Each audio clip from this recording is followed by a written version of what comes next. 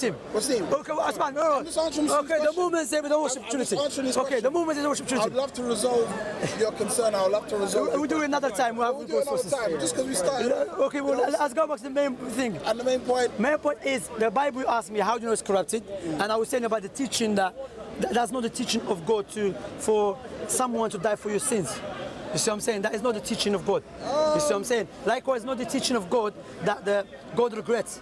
That is not the teaching of God. Likewise, when you see that, for example, when he says in Genesis, God looked upon the earth and he see humans doing evil, he regrets creating human beings. Regret is an imperfection. You know, it's not perfection. Likewise, I don't believe that God would choose a liar, deceiver, adulterer to be prophet of his. No. That doesn't make any sense. You know why? So David, according to the Bible, he was a liar, he was a deceiver, according to the Bible. I don't believe that at all. Right. Okay? He was a liar. You don't believe David? No. Because I believe, which is something logical point.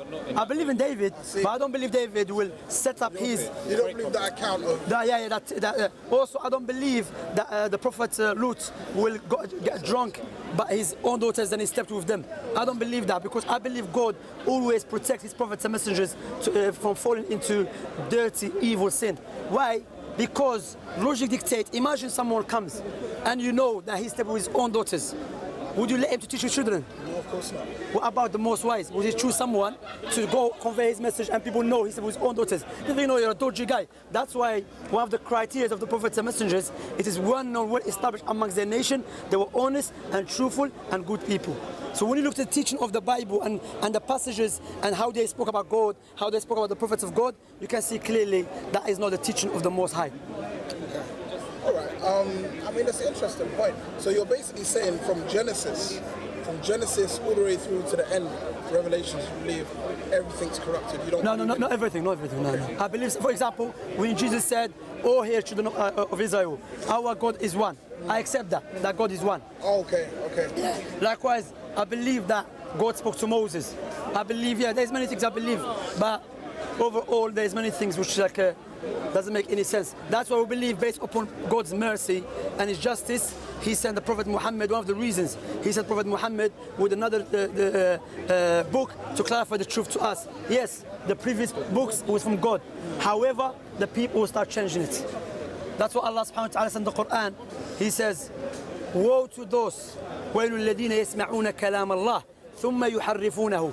Woe to those who hear the speech of Allah, then they change it. I mean, similar sort of scriptures inside the Bible too. Yeah, but there's one line like that about anyone that changed something from the book or add to it or remove to it, then he will be punished or something. Yeah. But what's important to understand, especially with the Bible, with any sort of scripture, from what I know, scripture, is that each book has its own author. Yeah. So even the Bible itself is called it's the book of books. That's what the Bible means. Yeah, Bible, Biblos, mean book of library. Yeah. Book of books. Yeah. Biblos. So it's important to. Yeah, this one proper. It's a good book when it comes to forgery. Forged, yeah. Oh, but okay. Yeah, very good. All right. No, listen, it's important to. I've never seen this book before, so but if you can purchase it. I'm very interested. So forged. Even there's a misquote Jesus. Well, you bring down the authority in the Bible. Misquoting of Jesus. There's another book called Misquoting Jesus. All right. So obviously, even if you have a book like this, say something's been forged, someone's been misquoted. Yeah, you have to have proofs. In order for you to know that it's been forged or misquoted, you must have some original texts, mustn't you? You have to have proofs, He's a scholar of that field. He's probably the best when it comes to. Sure, and listen, I'll take your word for it. He will tell you, if you read, sorry to cut you, Usman. If you buy his book, Misquoting Jesus, in the introduction he will tell you he was a proper Christian. He was studying everything. Then he came across many contradictions and many things that didn't make sense to him. So he asked the teacher, and the teacher said to him, he said, there's no problem. So he said, if we acknowledge there is a problem with the Bible, how do you know about the rest of the things? That could be another problem. So you said it's not having doubt and everything, but it's well established among the Christian scholars that he's a scholar of Christianity. You see what I'm saying? And you can establish it easy, like I was earlier on showing two Bible, King James and New World Translation. New World Translation, he says that it's been revised by hundreds of scholars, like established scholars, and they say King James is wrong. So you have two Bible. One Bible there is, for example, you know the story of Jesus, when they brought him the woman and stoned the adultery woman, and he said, "Let the one who never sinned through the first stone." According to the New World Translation, that story is fabricated story. It's not true. Right, so they say it's not in there. It's not in there. So there's not. He said someone added it. Why? Because they saying the later manuscripts supposed to be based upon the earliest manuscripts. But guess what? The early manuscripts, that story is not there. So where are you writing from? Who do you get that story from? You see what I'm saying? So, and you know what's funny? Because it's not funny, it's amazing how Allah subhanahu wa ta'ala mentioned in the Quran that the people of the book have changed their books. And the Prophet Muhammad saying that to the Arabs, to the Christians and the Jews, and they say no. But now we're coming to, by the Christian scholars, they are bringing many Bibles, and you know there's many Gospels. There's the Gospel of Mary, there's the Gospel of Savior, there's there's Ebonite, there is the Nazarenes, many sects believe different things. So now we're coming to know, yes, there is many Bible and it's been changed. So how Prophet Muhammad who was in the middle of the desert, he never had those access to all the manuscripts to come to know this change, did not change, except that is what from Allah subhanahu wa ta'ala, from the Creator, who informed him of this. Listen, I mean, when was that written? When would you say that was actually written? Which one? What you just said. You said it was changed. You said Allah told Prophet Muhammad. Yeah. That was 600 years after Jesus. 600 years. After Jesus, yeah. 600 or something. Because Prophet Muhammad came after Jesus. Right. 600 years. Yeah, of course. So at that time, the scriptures, or I mean, I don't even like to say Bible. Okay. The reason why I don't like to say Bible is because someone had to have compiled those books. Yeah. You know, the Bible just wasn't just one book. You know, you've got different accounts of specific books and specific authors. So it's important to be able to find the original, the manuscripts of those authors for one. I can't look at the whole book in its entirety and make a judgment. I cannot, because they're individual books. That's true. Now, and for that same reason, I can't dismiss a book until I read it. Can I ask you something? So it's important to read things in their entirety. Yeah, but Osman, look, you worship the Creator, and you want to worship correctly, correct? Yes. Everyone knows that. Imagine I bring you a book, yeah? I say, this book said this and that. But you don't know who wrote it. Don't know who wrote it? Yeah, you don't know who wrote it, okay? Or for the sake of argument, there is a name, but how can you establish that person wrote what is in here? How can you establish that? For example, to make clear to you, the Bible that you have is based upon the manuscripts.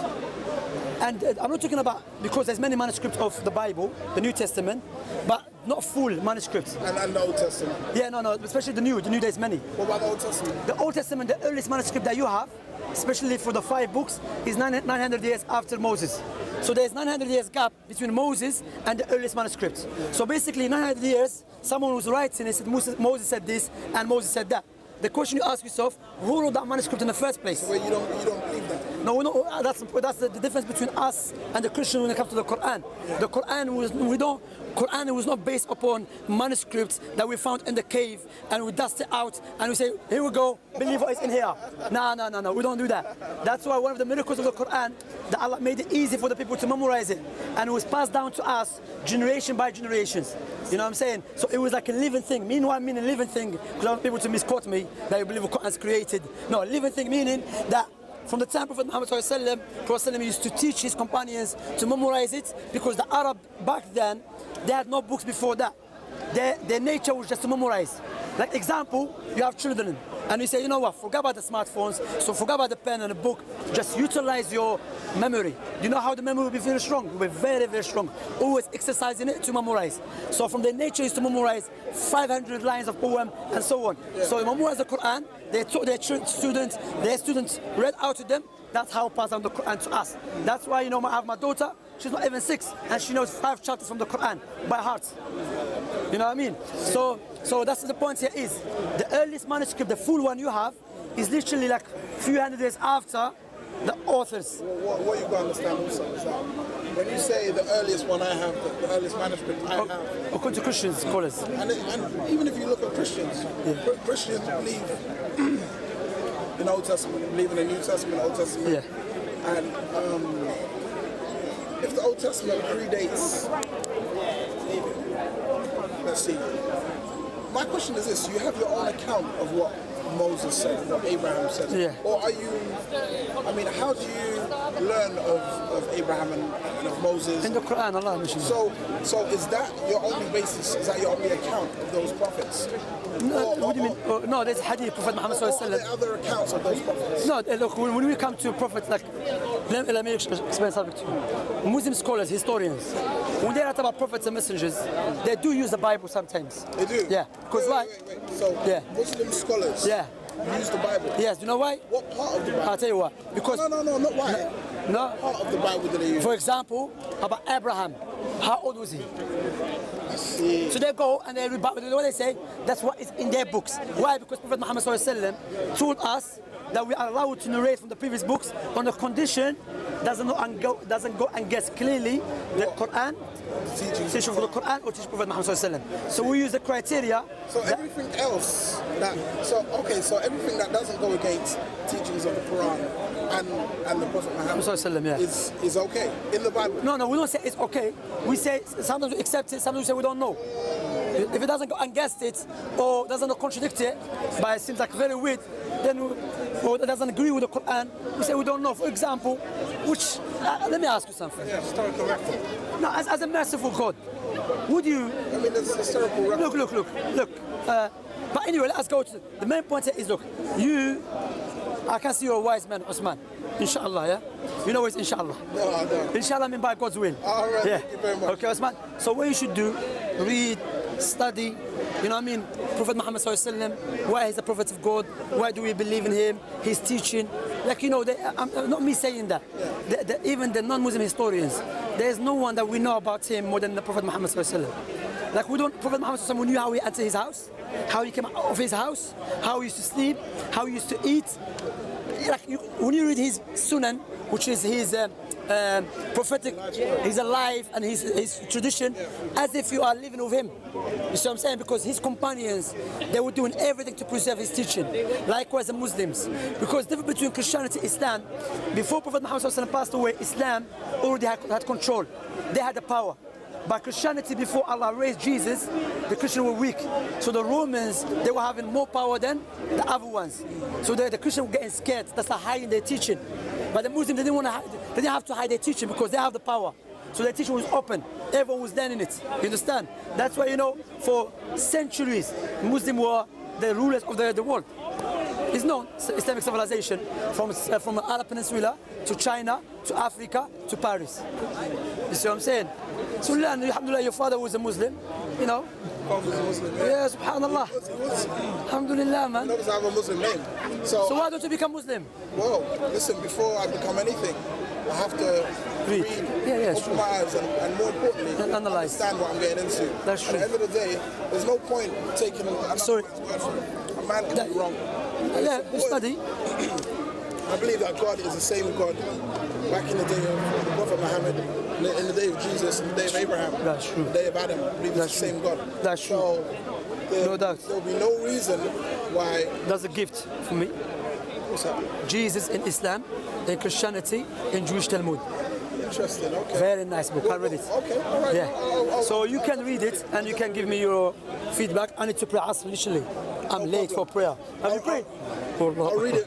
If I see you again, I'll give it back. You want to take my number? No, it's a gift. I'm not going to take it back. Maybe you can give it to someone else. Okay. Inshallah. All right, I'll read it. And, Osman, thank you very much for stopping to come to me. Yeah? Sure. Look after yourself, man. You too, brother. I'm just going to go pray. Probably I'm going to be around. All right? Yeah, all right. Thank you. Take care, man. Bro, what is this? There's some many. What's this? Listen, records are very important. I'm not trying to dismiss that. And I understand the principles behind it. However, there's physical and then there's spirit. Spiritual, yeah. And it's I think spirit came before physical. But the problem with that. No, wait. No, sure. Listen, I'm just telling you what I believe. Okay, spiritual becomes first. Listen, this is what I personally believe. Yeah. This is my understanding of it. And it might, obviously we have different faiths, so it's going to be different. Okay. But I'm just telling you, it's the intangible things like that, when you know something is true. Yeah? That's something in itself, independent from, I've done the research and I've verified it. It's different. So, you've come to that knowledge of the Quran through that method. Yeah. But you've also found that, listen, I have the backup and I have the research, I have the records. Do you know what I'm saying? Yeah. So I think it's important. I think it's important to delve a little deeper into that side of things, because deeper in what way? It's a spiritual acknowledgement, that's true. There's major problems with it. Yeah, spiritual. Now listen, Osman, you know, when it's spiritual, I couldn't go out there and say believe in the Quran because I've read it. Sure. And I know what hold you're talking about, but it's important to know that it exists and it's there. Now, further to your point, in terms of holes, when you look at logic, you look at intellects, you know, logic changes, your intellect, someone can have more... I have to stop okay, logic doesn't change. let me... Why is logic? Why is rational doesn't change? Why is rational? What I'm saying, rational is a point of view. No, what is established rational? Like, for example, When you is say it rational? when you say No, how many minutes? No, rational, for example, no, Osman. I didn't get to finish my Okay, point. sorry, go on, sorry. And I think it's important to, you know, when you try to rely on your own intelligence and your own rationality and your own logic, sometimes you can be wrong. That's not without any doubt, yes. But that's what I'm saying. That's all I'm saying. But we don't. Sometimes you can We have to be moderate. We don't accept it straight away, and we don't say yes or no. We say yes. Sometimes, if you solely base your faith on intellect by itself, that will not help you, because why you think? But remember, God gave us intellect to utilize it. Because some people, they go too extreme with their intellect, they want to judge God by their intellect, and that is a problem. That is a problem. Yeah. And I think it's important to determine how much you rely on that way of verifying things, and like trying to say, well, using my intellect, I think that this according to my intellect, because your intellect and your logic can be wrong. It's not perfect. But sometimes certain things clearly go wrong. No, sure. Now, so the point I'm trying to make, because that's what I'm just trying to get to. I'm not going to dismiss a man's work based on what someone else has told me. That's true. You study. Yeah? No, wait. I'm not going to dismiss another man's work based on what someone else is important. No, but it depends on the person as well. I agree. That's what I'm saying. If someone's trustworthy, truthful, honest person, and you know him for years, yes, I have to make that determination for myself. I have to say, listen, I met Shamsi and he robbed me. So I know Shamsi is. We have different principles. Of course. Rather than someone else saying, I saw Shamsi do this, and do you know what I'm saying? It's important to know it for yourself. That's when you can truly say, listen, I know that this is true, because I've had that experience. Yeah, of course, because Allah said, I've come to that determination. Allah. So what I'm saying is that when you're reading scriptures, you're not using what? You're not using an intellectual understanding. You're reading. No, you're using it. You are. Use it because Allah. The Prophet came to appeal to your intellect as well as Yes. No, of course. Yeah, that's true. Because Allah. Why did he bring these signs? To read in itself is using your intellect. Yeah, it is using your intellect. No, you have to, because why? Allah always address us to use our intellect. Absolutely. It's very important. I think it's very important too. And I'm not dismissing that. What I'm saying, when you solely use your intellect to be your no one's saying we're solely using it. No, listen, I'm not making an accusation. You're just generally speaking. Generally speaking. And it's important that we don't feel that we're accusing one another. No, it's important. Generally speaking, okay, go on. Yeah, we need to be able to discuss these things and to truly believe what we're saying. But yeah, man, it's very interesting. But what we tell you, Osman, like, again, what I'm saying that you want to believe in God and you should worship God. You know that already. I know that. I'm saying that you should not be relying on a book that we don't know who wrote it, and none of them claim to be inspired by God. Because I understand, even this book example, maybe he's speaking about some things. But imagine in this book he says, God told me to do this, or God said, do this and that, without any reference as his authority. Then you have to see, hold a minute, I don't even know who's this guy. He can be the biggest liar. So that's why, you know what? I agree. That's why you have to verify. That's what Allah subhanahu wa ta'ala said. Use your intellect, use your brains. No, you said you shouldn't rely solely on the internet. You shouldn't rely solely on this Spiritual things. thing. Yeah. Because the Hindus go to extreme and they rely on spiritual thing and they leave the I intellect. heard you speaking earlier about feelings. Yeah. Feelings. Listen, I'm not talking about feelings. Feelings are also given to you by God. Like Of course, but it's subjective. No, but listen, the devil can influence your feelings. Yeah, can influence your feelings. Your feelings are yours. Yeah, feelings are yours. If you want to bite on the influence, it's up to you. It's just like someone does something wrong. The devil can deceive, yes? You agree? That's what I'm talking about. That's what I'm talking about. It's like if you make the decision to kill someone, you did it. You can't say, oh, well, the devil made me do it. Not made you, but He influence you, yes. And it's up to you. Because that's true. If you want to choose To do it or not. Yeah, because on the day of resurrection, Allah mentioned that on the day of resurrection, Satan will say, I just called you out and you respond to my call. Yeah. I never forced you. Yeah, it's true. So, but he can influence you. Yeah. So what I want to do, I want to summarize it, because we're going to pray Maghrib and come back. Summarize the points here, what we're saying. That we're saying, look, and I'm very happy I spoke to you, to be honest, because Allah, like you said, it's good to have beneficial discussions. No useless discussion, accusing one another, insulting. I'm saying, look, when you look to Islam, Christianity, look, you are basing, not you, I'm generally speaking there. Like you said, we don't want to feel like basing our belief on a book that we don't know who wrote them, and in a books that we don't know if the writers never claim to be inspired by God, and they're speaking about God. They're claiming Jesus to be Son of God. Is the case? Did Jesus really said that? The other thing, when you look to Islam, subhanAllah, how the Quran was preserved and how the Quran was passed down to us, and the method that the Muslim scholars in the earliest time utilized to make sure there's nothing being added to the Quran or added to Prophet to the tradition, is so perfect. Also, sorry, I think I'm speaking. No. So these bugs, these mosquitoes, like. Love. There's big mosquitoes here, to be honest. There's bigger than this. So when you look to Prophet Muhammad sallallahu alaihi wasallam, also how he was a prophet of God. Let me ask you this one before I go. Do you accept Muhammad as a true prophet? It's just, what do I know about Muhammad? All I know about Muhammad is contained in the Quran and in the Hadith. I haven't read them, so I can't say. But in the position of your beliefs that you are on now, do you acknowledge there's a possibility he's a true prophet or not? I believe that God calls prophets. I believe that God calls prophets, He sends prophets. So you haven't dismissed him as a false prophet? I haven't dismissed. That's why I said you want to study more about him. I think it's important. Any man who makes a claim to say, listen, I've come from God, here's his message. I need to read his word first. But remember, I mentioned some good points about him, that it was established, even I quote Bernard Shaw and one of the historians, non-Muslims, that he was known to be a good man, a wonderful man, also what was known to prophesy. Which look. You see? That's a big one though. So also it was known to come with the miracles like the Quran. It has been memorized by 100 million of people who does not speak the language of the book. And Allah mentioned that in the Quran 1400 years ago. That is so amazing. Also the prophecy about him in the Old Testament, Isaiah. In Isaiah, speaking about prophet that coming to glorify the Lord. He was coming from Kedah. No, sure. Listen, the thing about Isaiah.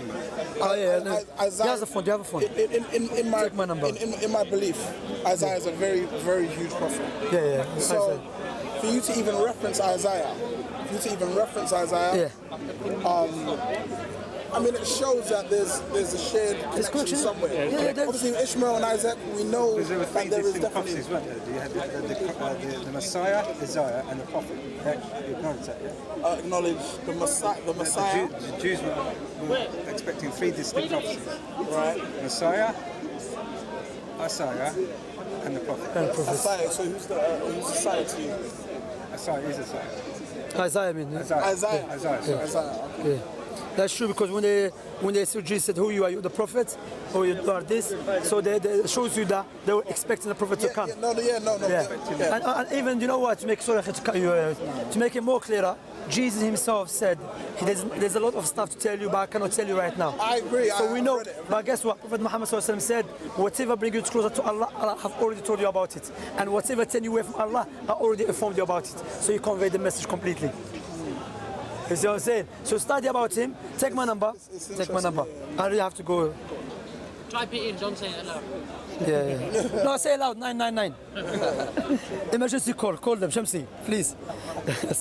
397131. Shamsi. You can WhatsApp me. Don't read it out, but if you. No problem. But it was a pleasure to speak to you. Pleasure to speak to you. Osman, I'm gonna go pray inshallah for the OC. Are you gonna go off or you're still around? Yeah, I'm going to go. Alright, خلاص, see you inshallah, man. Take Where care, would you live? Are you around here? All the way up Vauxhall Ways. Vauxhall. Yeah, not far from you. Alright, so take care, man. Yeah, listen, contact me, man. We go for a tea. You're welcome to come to my yard, man. You're able to come to mine too. Inshallah, yeah, no problem, inshallah. Take care.